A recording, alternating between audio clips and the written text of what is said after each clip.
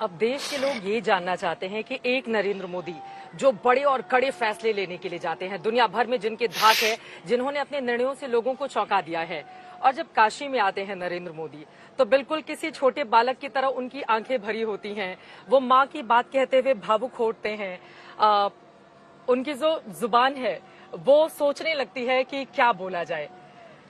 तो ये जो दो अलग नरेंद्र मोदी हैं, इसको अलग अलग नहीं है। मैं कंपैरिजन मेरी नहीं कर रहा हूं, लेकिन जो मैंने सीखा है इसमें से मैं समझा सकता हूं। आप श्री कृष्ण को गायों के बीच देखें और श्री कृष्ण को अर्जुन का रथ चलाते देखिए, आपको दो रूप दिखेंगे, लेकिन कृष्णा एक है, कृष्णा अलग नहीं है। अलग अलग घाटों से हम होते हुए जा रहे हैं। 88 घाट हैं इस पूरे काशी नगरी में। नमामि गंगे प्रोजेक्ट के तहत आपकी ओर से बहुत ज्यादा काम करवाया गया और यहाँ पर घाटों की साफ सफाई अपने आप में लोगों को आकर्षित भी करती है। 2017 और 18 का जो काशी में आने वाले लोगों का आंकड़ा था वो तकरीबन 62 लाख था। 2022-23 में वो पहुंचकर 7 करोड़ हो गया है। और काशी के लोग बताते हैं कि जब जब मोदी यहाँ आते हैं तब तब पर्यटकों की तादाद, श्रद्धालुओं की तादाद बढ़ती चली जाती है। हमारे देश में दुर्भाग्य से भारत के सामर्थ्य को नकारा गया। इतना ही नहीं, उसको एक प्रकार से नीचा दिखाने का भरपूर प्रयास हुआ। 140 करोड़ का देश, हर बेटे की इच्छा रहती है कि मैं मेरे माँ बाप को गंगा स्नान कराऊंगा, मेरे माँ बाप को 4 धाम की यात्रा कराऊंगा। अब मैं अध्यात्म, भावुकता सब छोड़ दूं, लेकिन मैं एक कॉमर्शियल माइंड से सोचूं, फाइनेंशियल माइंड से सोचूं।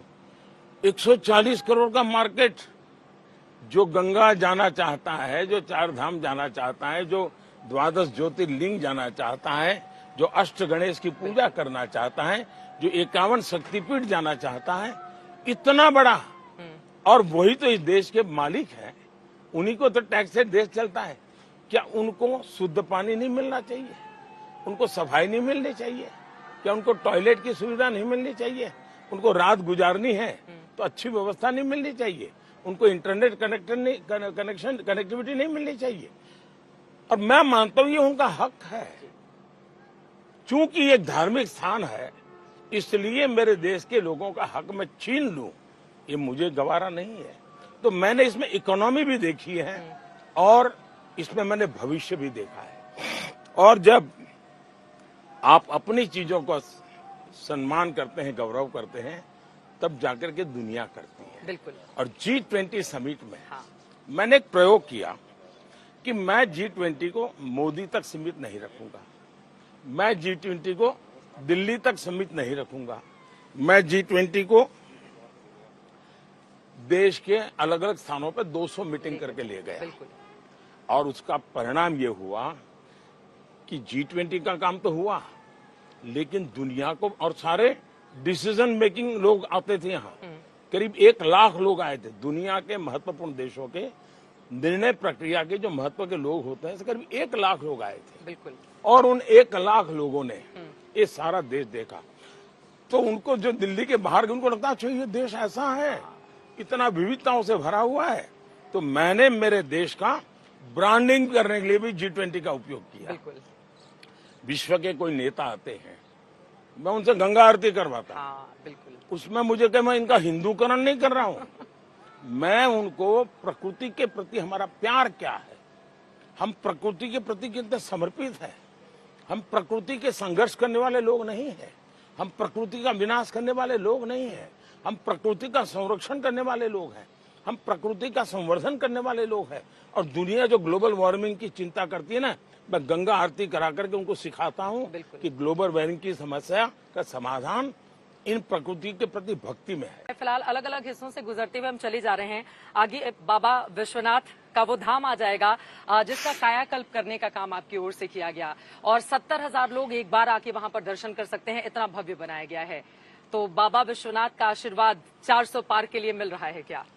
एक तो मेरा मूलतः ये फिलॉसफी चिंतन है कि अब जैसे मेरे यहाँ गुजरात में जाएंगे तो वलसाड़ के दूर जंगलों में एक आदिवासी मंदिर है, आदिवासी लोग वहां आते हैं, मोगरा और समथिंग नाम है, मैं भूल गया, और लाखों लोग आते हैं, एक टॉयलेट नहीं। वो जब पेड़ के नीचे सोते थे तो मैंने सबसे पहला उसको रिनोवेट किया था। ठीक है। तो अब से मुझे लगा ये एक बड़ी ताकत है और एक प्रकार से आदिवासी समाज ने मुझे प्रेरणा दी। जी। दूसरी एक घटना मेरे लिए बड़ी इमोशनल हो गई।